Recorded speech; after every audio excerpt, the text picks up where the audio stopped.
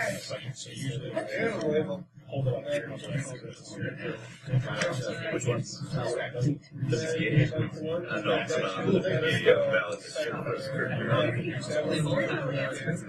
Yeah. Anyone else have a badge in here? Want to know how it works? Yeah. Yeah? You want to know? I'll talk about it. Sure. How much time do you have before you start? I'm sorry. Really 5 minutes or? No, it's okay. We can do it. Go. We can do it. So we'll do it after. No, it's okay. Go ahead. We're just passing flags on the right for you. So. Let's do it. Fantastic. You can go next. I already went. Thanks all for your patience. And thanks for coming to hear about web crypto.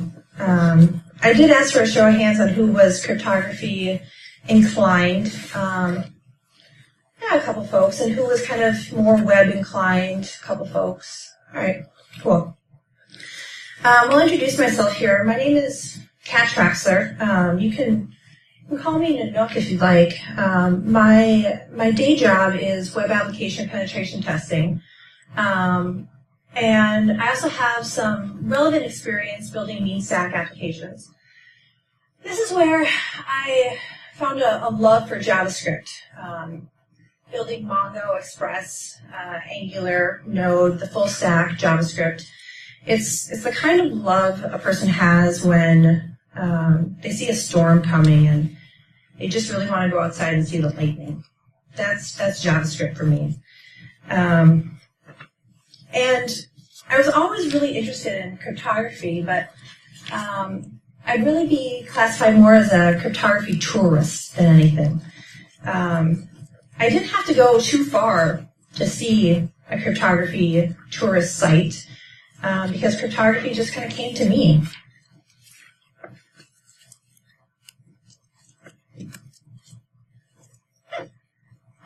Cryptography in your browser has been around since, the 90s, since TLS, SSL. But what has changed really,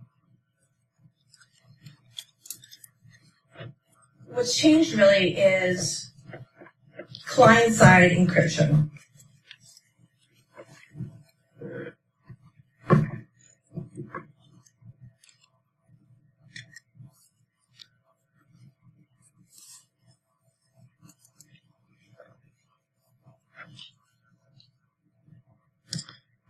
JavaScript is being enlisted to do some heavy lifting in your browser. Implementations of JavaScript in your browser are things like the Stanford JavaScript Crypto Library. The Stanford JavaScript Crypto Library sought to prove that there was no reason you couldn't do cryptographic operations directly in JavaScript. But there's some glaring security gaps that are just inherent to JavaScript. JavaScript, for example, has no strong bindings. JavaScript cannot validate any of its dependencies. Additionally, JavaScript doesn't have any protected variables or protected namespaces. Furthermore, I'm discussing JavaScript as it exists in the browser. JavaScript for the web is bound by its runtime, which is the browser. Missing in the browser is an obvious secure key storage.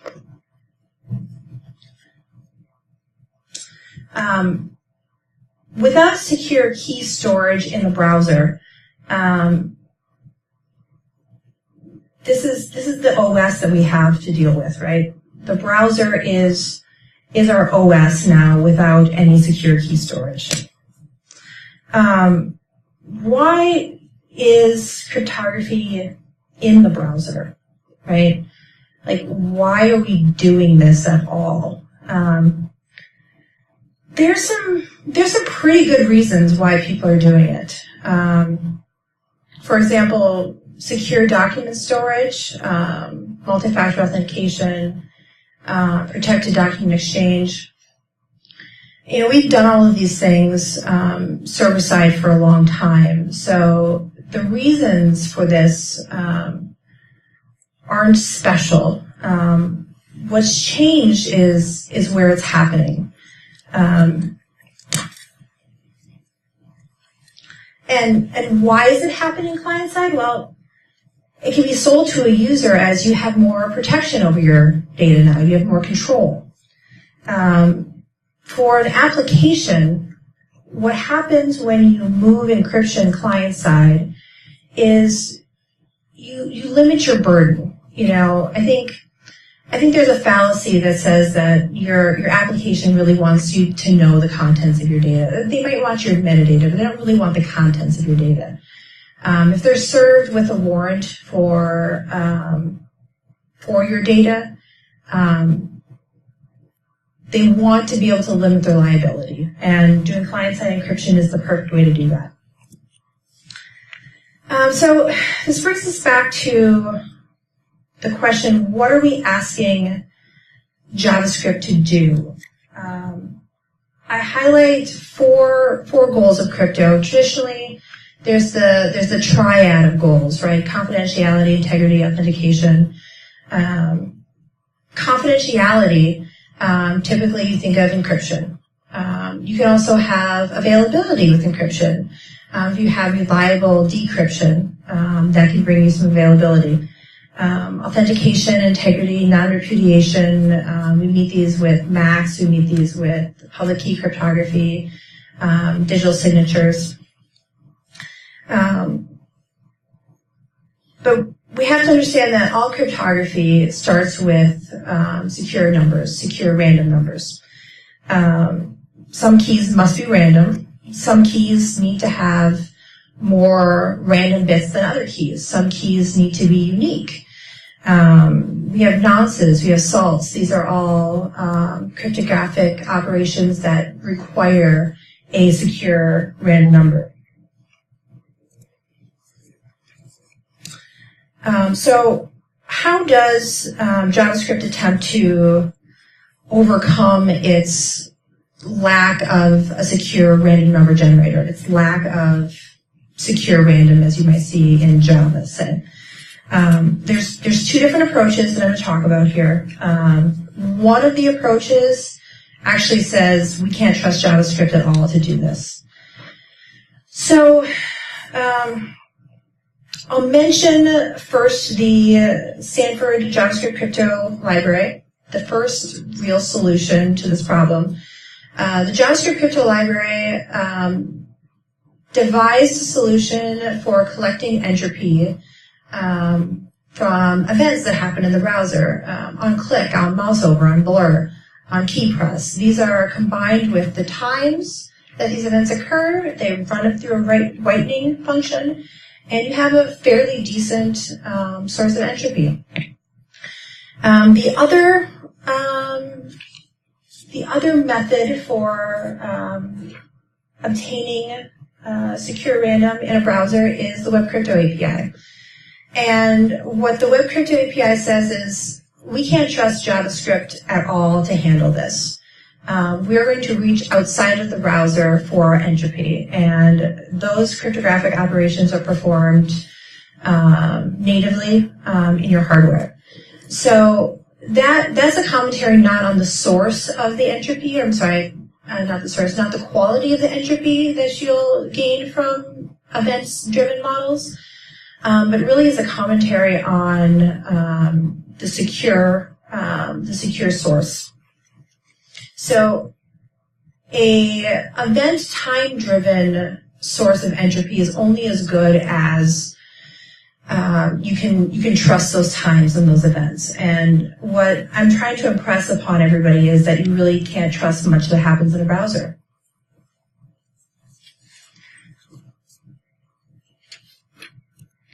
So I'm going to give everybody a little bit of an overview of the WebCrypto API. So the WebCrypto API working group, so it developed a method, like I said, of obtaining secure random outside of the browser. Like I said, it said you can't trust anything that happens in the browser, these events, these mouse clicks. We're going to provide a source for developers to do this securely. Cryptography in the browser was happening, but also JavaScript in the browser needed access to, needed the ability to direct these cryptographic operations. What's really missing from the web crypto API is any sort of direction. I'm gonna start out by taking us down a bit of a fictional path. We're gonna do a thought experiment here, and we're gonna pretend we're a developer. And we've been tasked with the idea of creating a feature, and we're going to be encrypting a document for a user, and this user needs to later decrypt this document. So we're left with a few methods. We can encrypt, decrypt, sign, verify. We're accessing the web crypto API via the crypto.subtle interface. And the creators of the web crypto API meant to say subtle as a hint to everybody that maybe some of these operations have some subtle impact. But as this developer, let's say we're going to start out, we're going to encrypt this document. But first we need a key. Let's take a look at generating keys. When we generate a key through the web crypto API, we have a few choices that we're presented with, and the web crypto API attempts to limit our abilities to shoot ourselves in the foot. Right, so when you are creating a symmetric key, the only algorithm available is AES. That's all we have.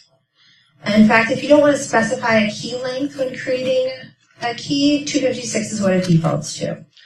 In addition, you need to indicate if this key is going to be extractable or not, and its usages.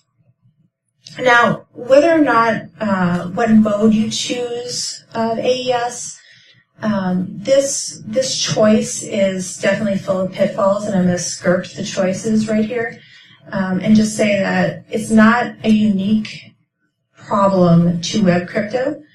However, whether or not a key is extractable out of a browser is very unique, and so this is what makes this new. A little bit more on what's created when we are going to be creating the symmetric key.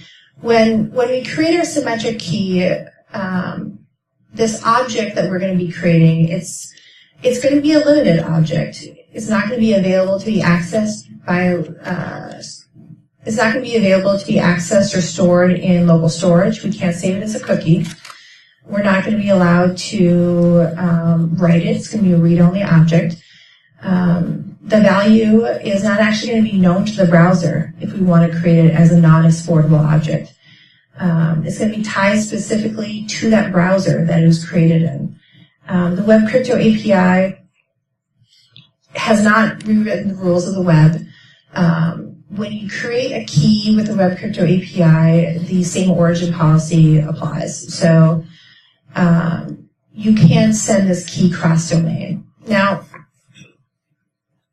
I put a big caveat around you can't send this key cross-domain because cross-domain web requests happen every day, and that's through a thing called CORS, the cross-origin resource policy. So if a application implements CORS incorrectly, and you create this web crypto key as an extractable key, it can certainly be sent cross-domain. So we've created a key for a fictional feature, and maybe we should create it non-extractable. Extractable means that we could send it, we could transmit this key. Non-extractable means that it needs to live in the index DB. So maybe we keep it non-extractable. We keep it as the safety first choice. What do we do with this key now that we have it? We probably want to use it to encrypt our document. That makes sense. So we're going to encrypt the key. We're going to encrypt our document with this symmetric key, and we're going to keep the key non-exportable, and we're going to keep it tucked away in our index DB. And our user's document can be encrypted, and it can be sent off to the server to be saved, and we have a perfectly good encryption scheme. But something doesn't seem right here, and maybe some folks are following along with this, that key to then decrypt the document is hanging out at IndexedDB. IndexedDB is not going to hang around forever. The user can certainly clear IndexedDB and their document is gone. This is not a usable feature. Web workers can come by and clear out IndexedDB. So what's going to actually happen in practice? The symmetric key that we created to encrypt the document, and we thought it'd be a really safe idea to keep it non-extractable so it can't be sent cross-domain. Actually, we have to make it extractable because we're going to use another function of the WebCrypto API, and we're going to wrap it. So we're going to create a key from the user's credentials, and we're going to wrap this key, and we're going to send it along with the document, and then it'll be returned, and you can unwrap the key and then use it to view the document. Unwrapping and wrapping a key, it's a very common cryptographic practice, and there's a fun function of the WebCrypto API that actually allows you to change a key's usage at that moment. So the WebCrypto API really tries hard to prevent us from shooting ourselves in the foot. However, at that moment, we could specify the key to be a signing key, which, if you know anything about cryptography, is a horrible idea to do with a key that is also used to encrypt. And we're not also going to be using the WebCrypto API directly. I'm sorry. This path that I led you down actually doesn't really happen in practice. What happens in practice is developers use libraries that are abstraction layers. And here's just a handful of the libraries that have sprung up to support WebCrypto. Forge.js, Clipper.js, Polyfill, ASMCrypt, OpenPJP.js. And some of these tout themselves as pure JavaScript implementations. And if you ever see those words, pure JavaScript implementation, you know that it is a event-driven model. It's not calling the WebCrypto API directly. What most of those libraries do is they're actually more of a hybrid. So I'm going to highlight 3 different libraries. I'll talk about 3 different libraries, and I have just a chunk of code up here because I thought it was the most egregious. I don't know if anybody's heard of Clipper.js. Clipper.js is a browser extension, password manager. It really touts you. They never know about your data. Your data is never sent to their servers unencrypted. Well, they're a pure JavaScript implementation. They derive their source of entropy from user events. Then there's a more of a hybrid method, which I have up here. So OpenPGP.js, ProtonMail is actually the maintainer of that open source project right now. It does first attempt to access the WebCrypto API project, the WebCrypto API, and then it thinks maybe I'm hanging out in a node server. Maybe I should get my source of entropy from this node object. No, finally, okay, well, maybe whoever called this function has a random buffer. Maybe I will use that for my entropy. So if anybody here has some wonderful ideas about server-side includes or any kind of JavaScript injection for this, we should talk afterwards because this has got me really excited. And the last bit that I will mention is PKI.js. PKI.js does have a strict WebCrypto API implementation. However, on their GitHub, they do admit that their library is somewhat limiting, and you're probably even going to actually have to use a shim, and they point you directly to the shim you're probably going to have to use to make your feature even usable. So what do I have to say to all this? The takeaways that I hope you have are that cryptography is complicated stuff, right? And the way software is developed is that people build it and then they test it and they fix it until it doesn't break their nightly builds anymore. And somebody's, insecure random number generator never broke anybody's builds. It's a quiet fail. And if you find yourself reviewing some web crypto and it seems like they're implementing everything right, don't worry, everybody. You can just break the client. Thanks.